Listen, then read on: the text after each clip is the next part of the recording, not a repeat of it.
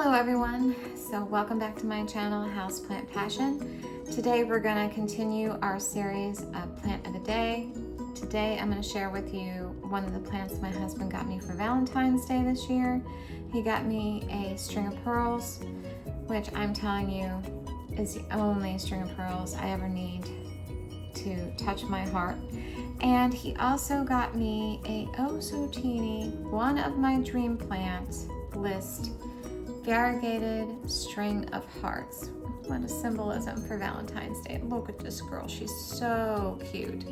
So itty bitty. I gotta be careful because she's oh so tiny and she's got all these little itty bitty little new growth points here, and I don't want to rip them off because they will not grow back.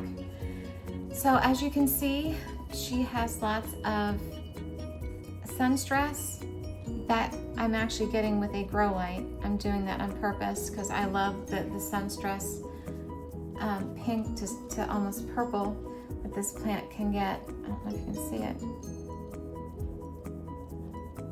There we go. I just think that's stunning.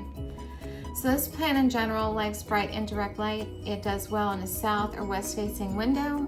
As we discussed before, my house has nothing but almost everything is west facing window. Absolutely. So perfect for me.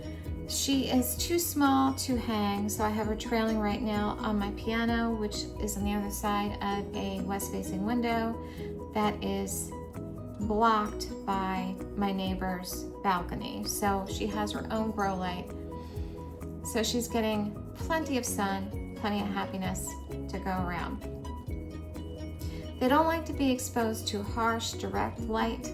That's something that will cause them to actually burn and could harm the leaves, because the leaves, as you can see, are kind of very thin and they just can't handle that. So you really don't want it to be getting a lot of direct light, or any at all. You don't want any direct light actually hitting the leaves, because I found that they don't like it. It will hurt the plant. As far as watering in the spring and the summer, which is where we are now, maybe once or twice a week, this plant needs a nice little drink. The way I'm going to be able to tell when this thing, don't listen to me, I don't know what I say. This beautiful plant is ready to be uppotted. It will be just going through water like crazy. That means there's more root to soil ratio and it's time to repot. In the winter, I would say this plant probably wouldn't need to be watered that much, maybe every 2 weeks or so, because it's going to be more dormant, unless you have them in a condition like I do where I keep them under a grow light. Then the plant has no idea it's not summer still, and it will continue to grow. You want to make sure it has a well-drained soil. I would say a succulent mix would be best for this plant, because it's kind of a succulent like in nature. It doesn't like to sit in a lot of water. It has finer roots. It will damage the roots, so you've got to be really, really careful with that. As far as temperatures, if you live in the United States, this plant likes anything between 60 to 80 degrees Fahrenheit. I always try to keep my house, even in the wintertime, around 60 degrees Fahrenheit. In the summer, around 70, 72, and this plant so far is loving it.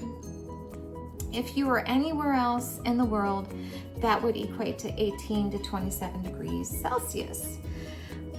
Let's see what else. They're not frost hardy, of course. I mean, look at these really thin leaves. They just wouldn't be able to tolerate it. Fertilizing, they say to fertilize sparingly, but you know I love liquid dirt. It's organic, it's lovely. As long as you use it, I feel I can give it a little bit every watering, and it does just fine for me, as long as it's giving me new growth. If a plant stops giving you new growth and has been giving you a ton of new growth, and you have not changed anything as far as care, that is something where you want to step back and reevaluate the plant, and you wouldn't want to fertilize, because there might be a stress involved to the plant, and you don't want to fertilize a plant that is being stressed in any way. If you're using a regular fertilizer, And you may not even have to fertilize more than once or twice a year. Potting mix, we already went over that. Humidity, string of hearts, they don't require high humidity. They're not going to hate it, but it's not something where they're going to torture you if you don't give them the high humidity that most tropical plants want. So oh geez, I'm really trying not to lose these leaves. That's one thing about a string of hearts. They get all tangled up in themselves. It's worse than hangers. Just saying. The struggle is real, even in this little itty bitty right here. Pests and diseases, keep an eye out. It's common on this plant, mealies, let's see, spider mites, a whole gamut. Just know it's most likely not your fault. Just treat it. It's just, you would find it in nature, in their ecosystem. They would get pests.